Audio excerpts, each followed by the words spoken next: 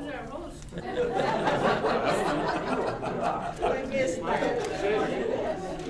They didn't tell me. Oh, Michael Stevens. Oh, no. And you're first. No, Don is first. Then me. Well, good morning. This is Yvonne Hollenbeck. I'm sure you all know that. You read your thing, you know. And that's Dawn. And welcome to our dirge. The high spot's going to be Yvonne. We're going to talk about dead people. And so we're going to start not waste any time with nothing much. I can tell you. You don't care. We get video. Okay. You could go anywhere. We're fine. Roll.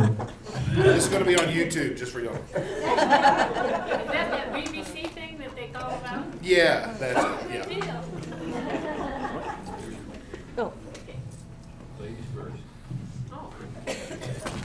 Well, actually, I like history, and I have a great grandfather, Ben Arnold, that was after the Civil War. He ended up down here in Texas and come up with the Texas Cattle Rights, and he ended up in South Dakota.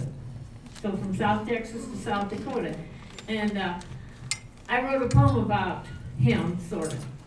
You know, you hear the tales of the olden days, and the writers, and the singers, and the poets give praise. And you sometimes stop and wonder what it was like in the good old days. Well, we tip our hats to the cowboys. We've made heroes of more than a few. But what about the pioneer women? Don't you think they deserve praises too? You see, I found my great-grandmother's diary packed away in a musty old trunk. And after I'd read a few pages, folks, I'll tell you, my heart really sunk. My great-granddad was Ben Arnold Connor, and he rode with the Texas trail herds. The history books tell all about him, but about her they say not one word. She stayed home raising Ben's babies. Her home was a shack made of sod, and the only thing there to sustain her was her children and a strong faith in God. Oh, how the nights got so lonely, and she longed to see her folks once more, but she left years ago to make America her home, and they all lived in a far distant shore. Lightning and fire was always a threat, and so was predators, and of course rattlesnakes. But the worst thing of all happened to her one fall when 3 of her children died of the plague. Well, they lived a long life, and times got much better for them. My grandma would talk about my granddad would talk about his cowboy days, and she'd just sit in her rocker and grin. She never complained, though she had reason to, because life sure did deal her some blows. But one thing for sure, as I am standing here, there were a lot more just like her, I know. Well, I put back her diary back in her trunk along with her Bible and quilt, and my mind thought about her when I shut the lid, and my heart felt real heavy with guilt. Guilt because our lives are so easy and soft, and it's due to the hardships back then. I hope I think twice the next time I complain about the lifestyle I'm now living in. So let's not forget those women of old, because they too helped settle this West. And I hope you'll agree after listening to me, those pioneer gals were the best.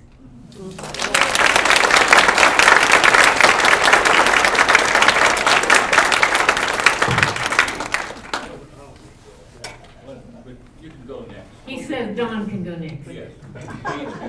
Picking up on the concept of the children dying in the plague.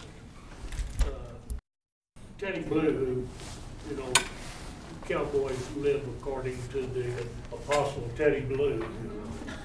And he went up the trail, and he said, I don't know why it was, but cowboys love to sing songs about people dying.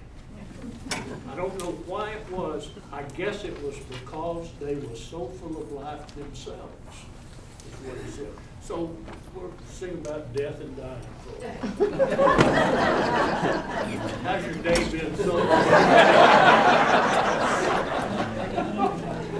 All these songs that Teddy Blue was talking about, this song was written down with a stubbed pencil on a paper sack in New Mexico in a cow camp in 1898 by Jack Thornton. And when we first started the poetry gathering and things like that, I can remember over here on the stage, most of the shows were in the auditorium, and you just had a line of chairs there. One guy would get up, and then the next guy, and they'd sing songs. And I come out here that first year, and boy, I had Little Joe the Wrangler, and I had When the Work's All Done This Fall, maybe one other song. And I was about halfway down that line. The first guy got up and sang Little Joe the Wrangler. The next guy got up and sang Work's All Done This Fall. I was down to Waltz Across Texas and Twinkle Twinkle Little Star. And then, strangely enough, within about 5 years, those songs just were kind of treated like cliches, and we dropped them. And everybody, all the new songs started being written in this genre, and everybody stretched it a little bit more creatively and all that, and we forgot those songs. So it's my duty today to, plus I can't think of anything else to do. This is a funny key. Little Joe the Wrangler would wrangle nevermore.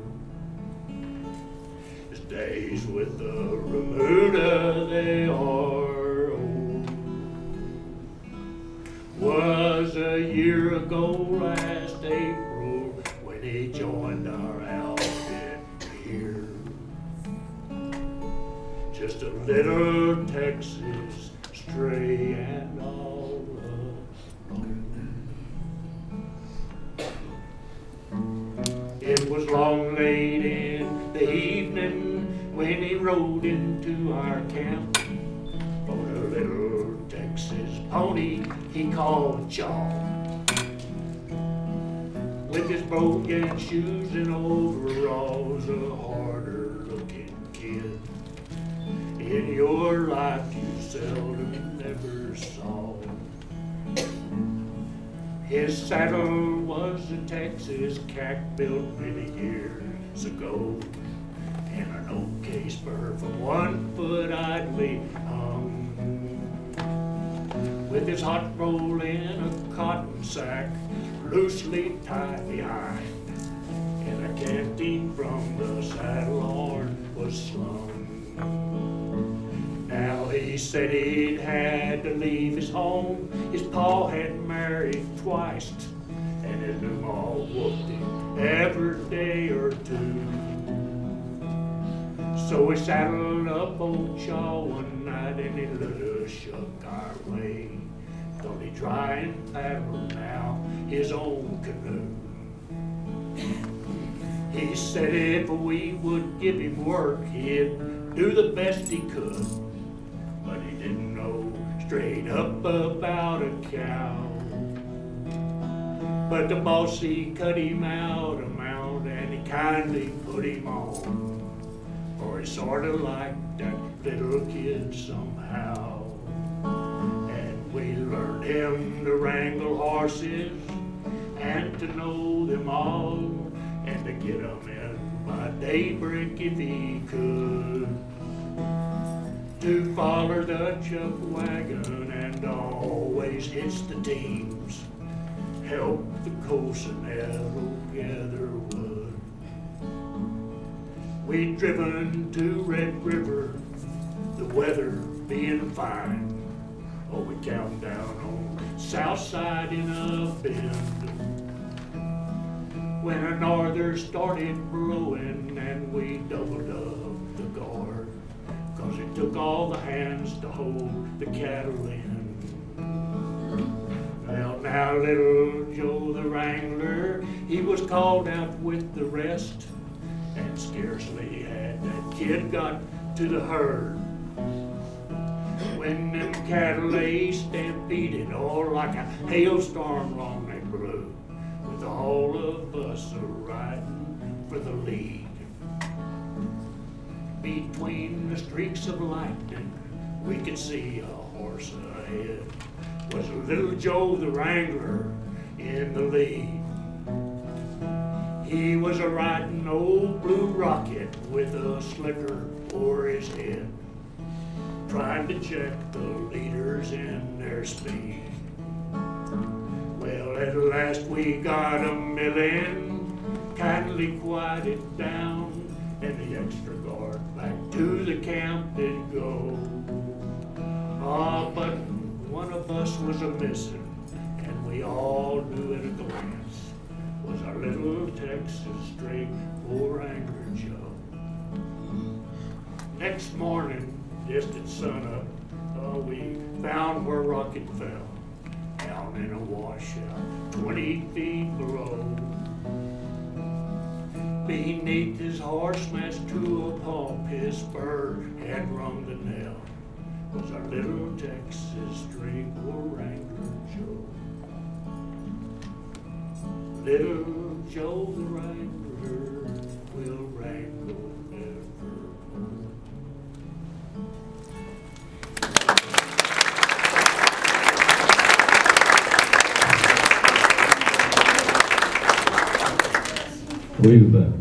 We've had a little request, like for me to keep the microphone on my lip. You fellers with the big hats, if there's ladies behind you, we've had a little request that they're having trouble looking around you. So. Thank you. I'm sure they're happy to overlook you, but look at that problem. The lady says, thank you. It's close enough. See something happy? Okay. We'll pick it up.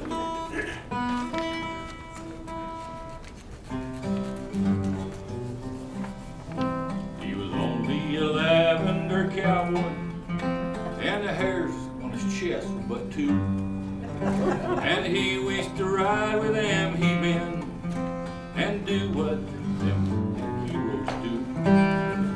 He was inwardly troubled by a problem that gave him no rest, that he'd go and battle with them heroes with only 2 hairs on his chest.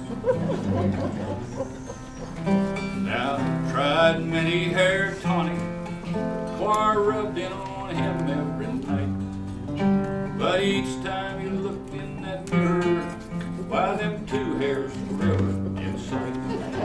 Yes, he was only a lavender cowboy, and the hairs on his chest were but 2. And he wished to ride with them heroes and do what the he-men do.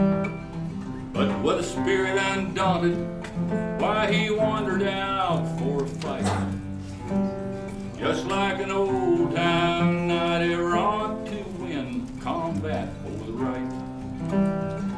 Fought for Red Nellie's honor, and he cleaned out a hold-up nest, and he died with them 6 guns a smoking, with only 2 hairs on his chest.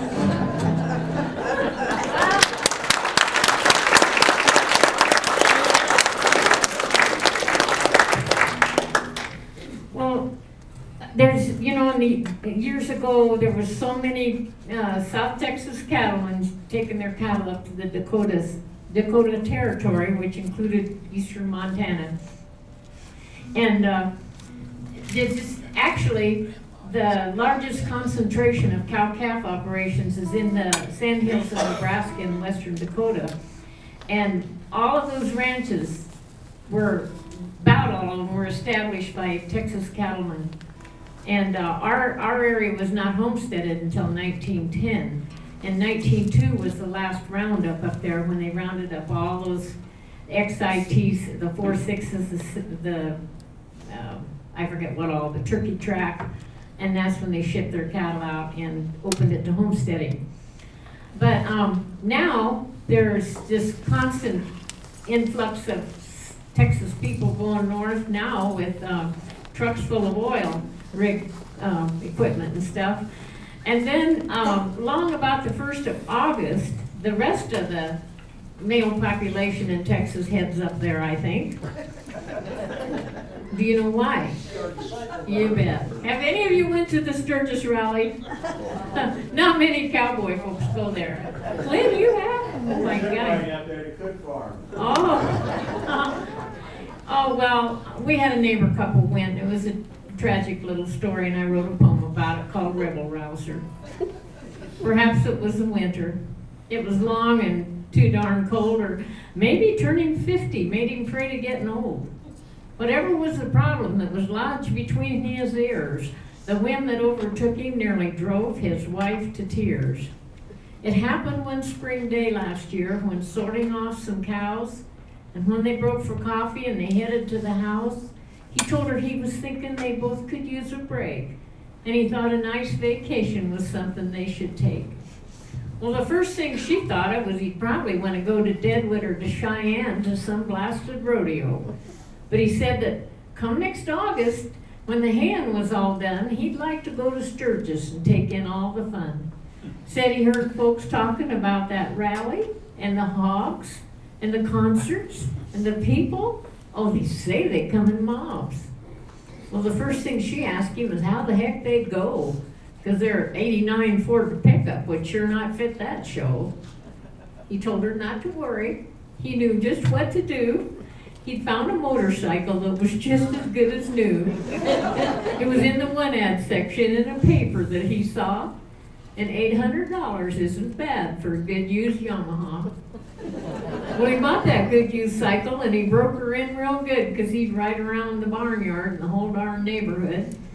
Then he welded up a trailer in his shop one rainy day so they could take their tent along and have a place to stay. Well, she thought that he was crazy, but it got worse than that. He started growing whiskers and let his hair grow down his back.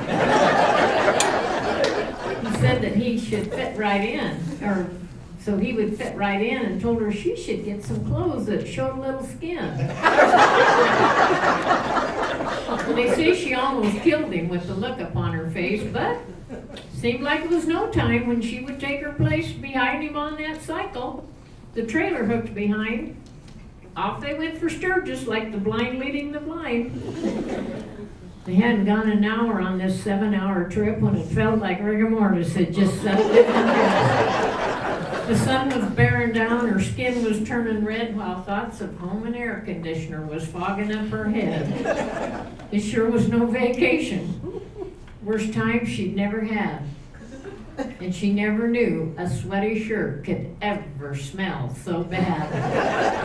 The blowing locks of hubby's hair was all that she could see, and anywhere besides that bike is where she'd rather be. Oh, and the muffler was hotter than a bakery oven door. Not even bearing children made her body feel so sore. She begged to go back home, but her voice, he never heard, never would have stopped. If it wasn't for that bird, it hit him in the face just west of Belvedere. There that he discovered her no longer in the rear.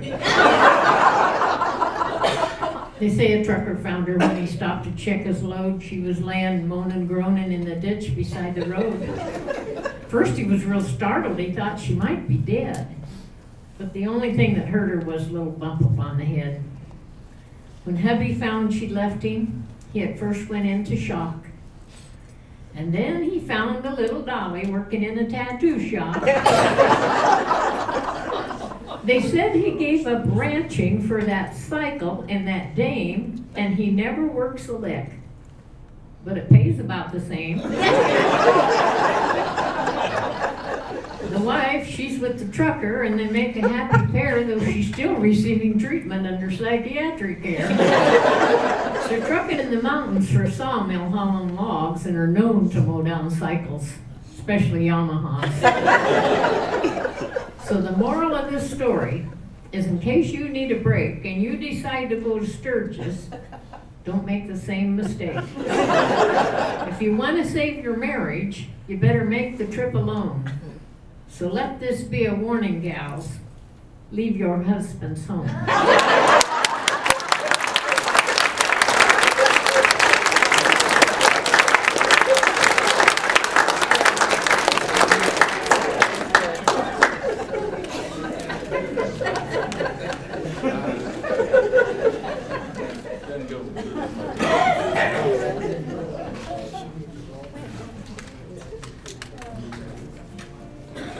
Oh, a bunch of jolly cowboys discussing plans at ease, Said one, I'll tell you something, boys, if you will listen, please.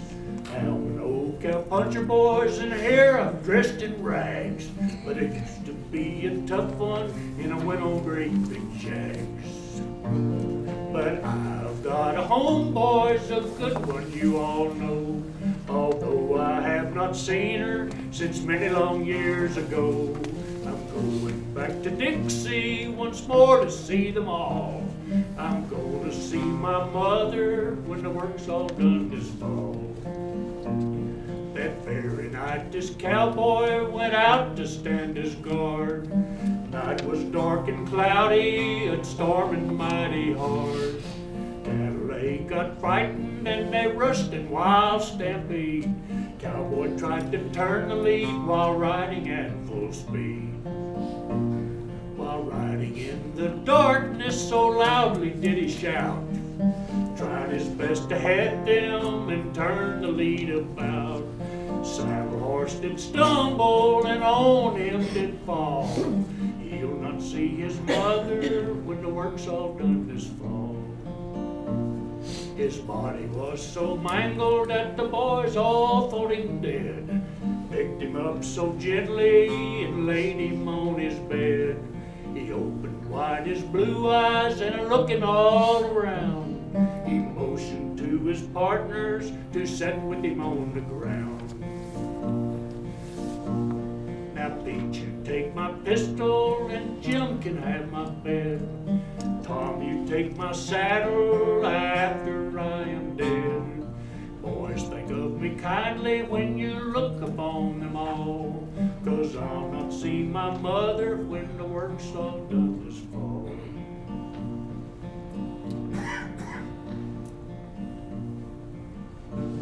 We buried poor Charlie at daybreak, no tombstone at his head.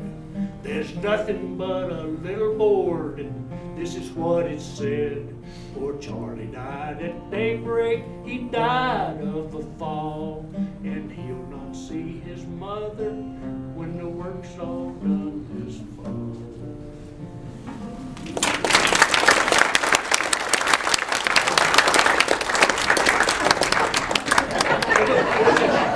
Was it the subject matter or the delivery? Brings tears to you. I gotta check my tuning. I didn't like it the last time. I don't pay any attention to that. Just sing however it's done.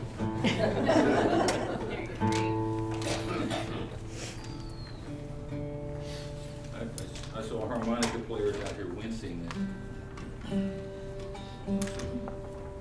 thinking they can't play to that. I think good. Yeah. So how old is your Gibson? Pardon? How old is your Gibson? 1936. See the day. Guy Cooter has a couple of them. Jackson Brown has 3 or 4. Gibson makes him a model copy of this now.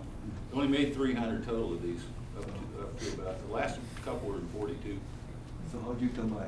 I watched for years, and a buddy got hard up, needed money, so I sold a big guitar bass that I really liked for campfires. It was really loud, you can plug it in. Traded it to a guy named Roscoe Beck, who just came off tour with Leonard Cohen, and bought it for my buddy. And then, but they're lap guitars. They come played as a dobro style, so it's coming up way up here, and the neck sticks up here, and the bridge is different. They've taken them all apart and put them back together, but they're really loud. Let's see.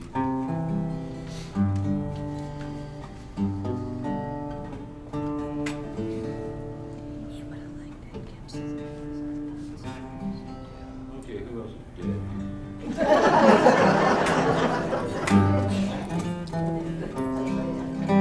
At night his spirit is singing in the cactus, sage and the scrub, an old song of fever and passion about a cowboy wounded by love, a song alive with sorcerer's touch, handed down from the past, and only one man who couldn't sing it.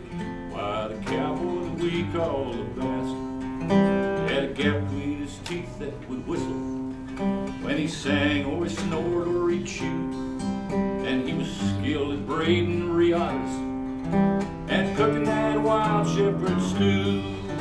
With a goat skin full of his burgundy wine, he was set for the trail or the task. And with matters they call for endurance, why we knew we could count on the bass. He'd say, lay me down by that river, boys, fading the hot desert sun, where the wind will scatter my spirit after the coyotes are done. But the wine began to take over, and the bitterness poisoned his tongue. He cursed in sleep at some woman. He cursed All the damage she'd done. Got lost. But the wine began to take over, and a bitterness it poisoned his tongue. He cursed in his sleep at some woman, all the damage she'd done. In pity we watched his derangement as he conjured some ghost from the past, and all our words could console him while we feared we were losing the past. Then one night he walked out in the desert, and he sang and he moaned all night long. We found him 2 days later, after the coyotes were gone, and in sand he'd written in Spanish a poem to a Tonopah whore who'd taken his love and his money, crippled him deep to the score. So we buried him down by the river, facing that hot desert sun, where the wind scattered his spirit now that the coyotes were done. He'd say, lay me down by the river, boy, facing that hot desert sun, where the wind will scatter my spirit after the coyotes are done.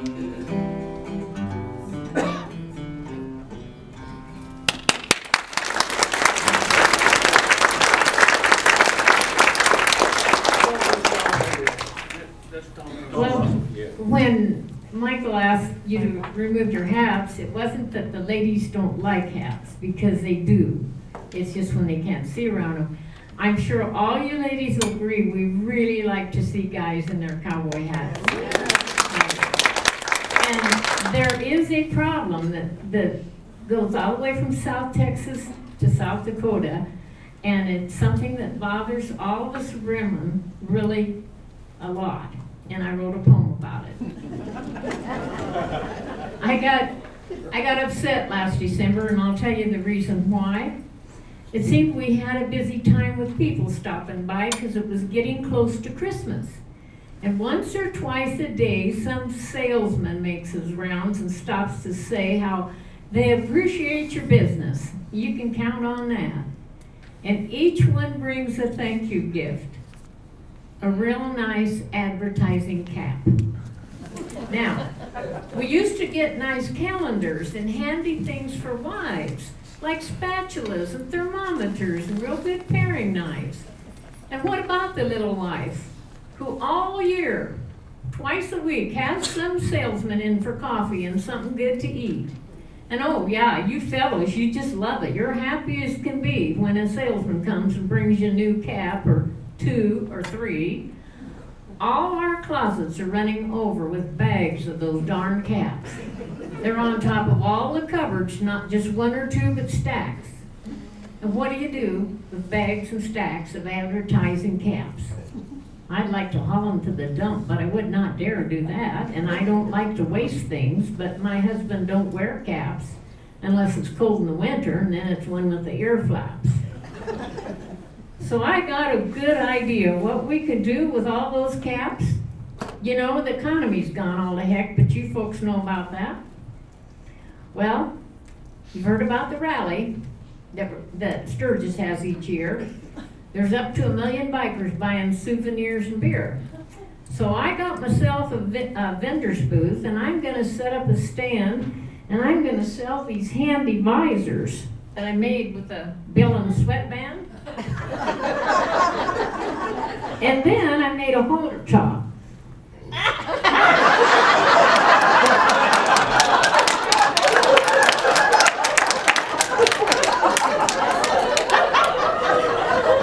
as cool as can be, and I'll bet they sell like hotcakes. Don't you gals agree with me? I call this our mortgage lifter. You can see where recycling has led, because this was once a feed store cap that covered my husband's bald head.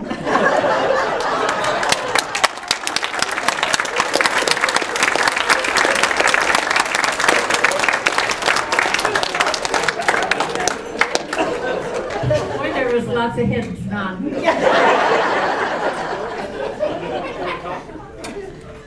I'm gonna tell you a poem too. No, I don't need that.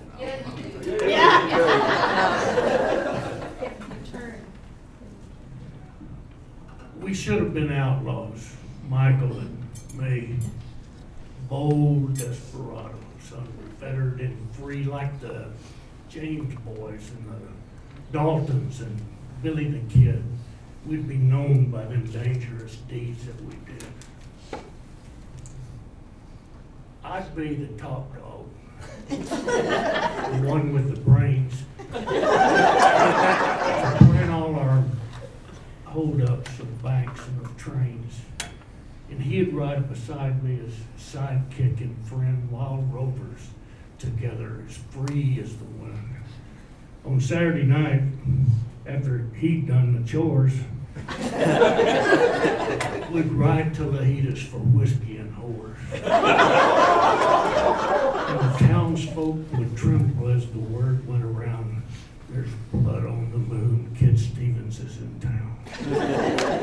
We'd cash in our chips while we were still young, scalped by wild Indians or bushwhacked or hung. And them left behind would remember and smile. They never backed down and they went out with style. We should have been out.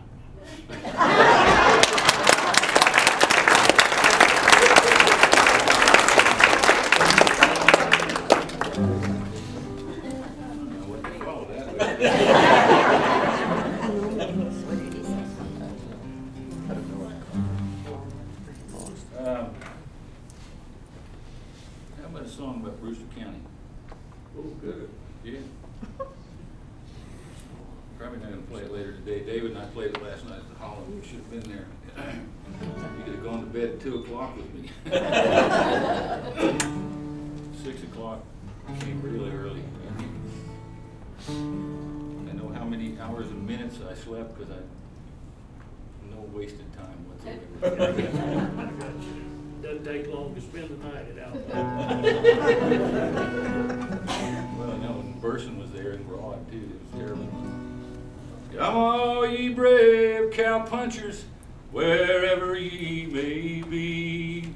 My stories of the 90s, when the West was wild and free. West Texas, Brewster County, and early work was going on. 3,000 head of cattle come together in the dawn. It's early.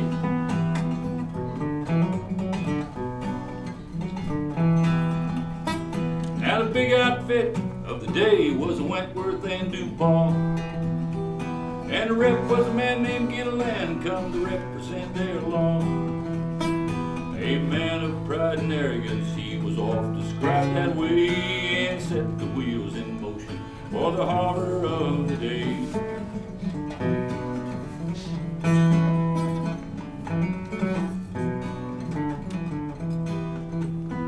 So on that day here in was rigged like Henry Poe, and the range boss agreed with him. He said, Henry, he can go. Find Gilliland, he loped over, cried, produce that mama cow. Oh, you take hell of taking her, and we'll settle it here and now.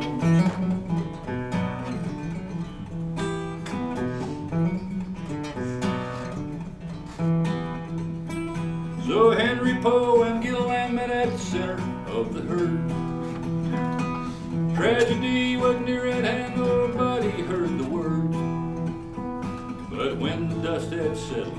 That January day, Henry Poe, we lay gunned down, Gilland rode hard away.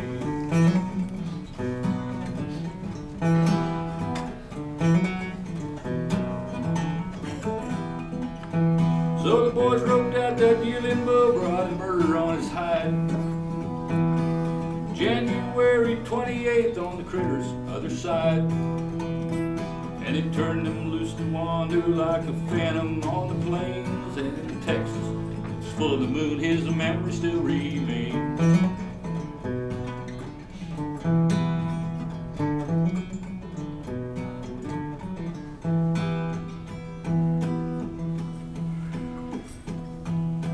And on the lonely ranges, in the silent mist of dawn, in that ghost here comes a gliding, suddenly he's gone. Looking for the cowboys, put a curse upon his hide. Doomed to roam eternity, murder granted on his side.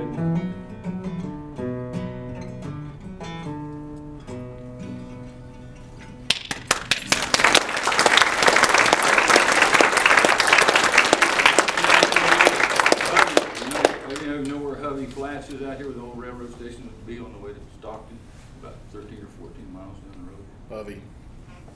And written by Ian Tyson, a friend of ours. About as much a rascal as him. Well, Ian says the same thing you said about it. I said, why do you put those chords in a song like that for guys? He said, so guys like you won't play my song. And he wasn't smiling when he said it. I think they are a couple of desperados. I'm going to get a little bit serious here. We start calving in about 2 weeks. We call it our harvest time up there. And a couple of years ago, my husband come in during calving. He never leaves the place, as you can imagine. And it was a Sunday, and I said, you know, it's been a long time since we've been to church. And he looked at me and he said, Yvonne, every time I go out that door, I go to church. And I don't know, you know, like those old cowboys that come up from Texas. Every book you read about them and everything, they were really God-fearing cowboys, but they, I'm sure, never got to go to church. Well, anyway, this is the way he feels, and I'm sure a lot of you guys sitting here agree with my husband. And I wrote this poem, and it's his favorite. Gene usually helps me with it, but it's called Nature's Church. Have you ever seen the mountains when they're covered up with snow, or watched an evening sunset leave its purple afterglow? Have you ever seen a newborn calf wobbling to its feet, and before it's even minutes old, it knows just where to eat? You can't get up in your saddle and ride across prairie sod, or see an eagle on the wing and not believe in God. A cowboy doesn't worship in a building made of stone. He worships with his maker out with nature all alone. His church is in the great outdoors, the valley, heaven's gate. And his favorite hymn's a coyote that's calling to its mate. He doesn't do his tithing, dropping money in the hand. It's by being a good caretaker to the creatures and the land. And he makes his own communion as a choir of songbirds sing as he cups his hands and drinks the fresh cold water from the spring. From the dawning of the springtime till autumn's golden rod, there's no better place to worship than to be out there with God. So next time you hear a meadowlark is singing from its perch, it's inviting you to worship with him there at Nature's Church. Amen.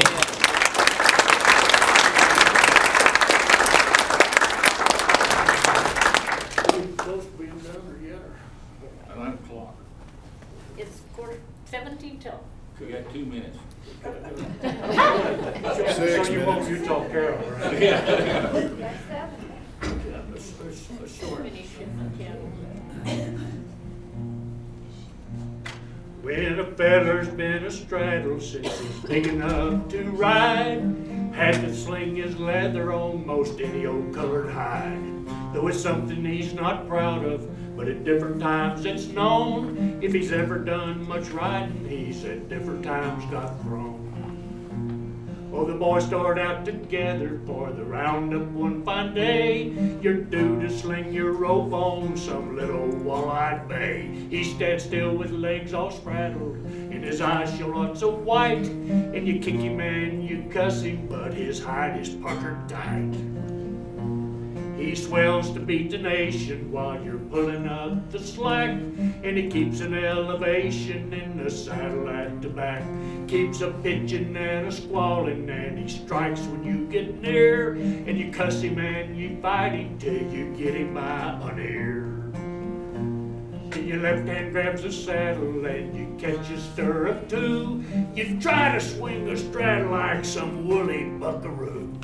Stay with him, shouts a feller, but you know it's hope forlorn. But you show that you ain't yeller till you choke the saddle horn. Then the boys all yell together, fit to make a feller sick. Hey, you shorthorn, drop that leather, fan his fat and ride him slick. But you're upside down a flying and your spurs begin to slip. There's no further use in trying, cause the horn flies from your grip. You feel a vague sensation as upon the ground you roll, like a violent separation twixt your body and your soul.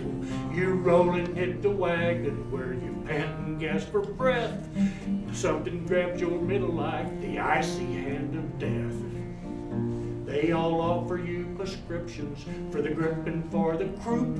They give you descriptions of how to do the loop-de-loop. They all say you beat the circus or a hoochie-coochie dance, mopping up the pasture with the bosom of your pants.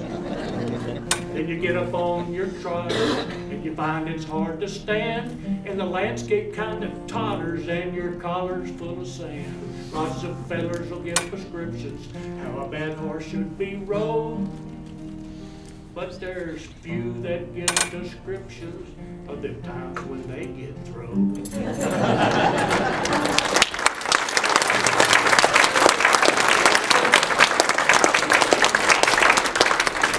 Still shaking, so We got time for him, don't we? Yes. Come on, Mike. I was going to do a little short poem that Leon Flick pulled on me one time. But I was trying to be gracious and not be the end of the show, because I was president. But he says, I said, do a short one, Leon. He said, all right, I'll do that. He gets up and says, this is my dad's favorite poem. He says, it's called Jumper Cables. He said, red is hot and black is not.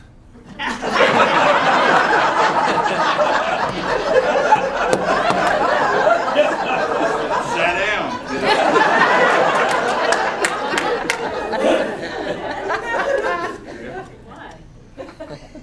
Why? Why? Are we done? I think we're done. Thank you very much.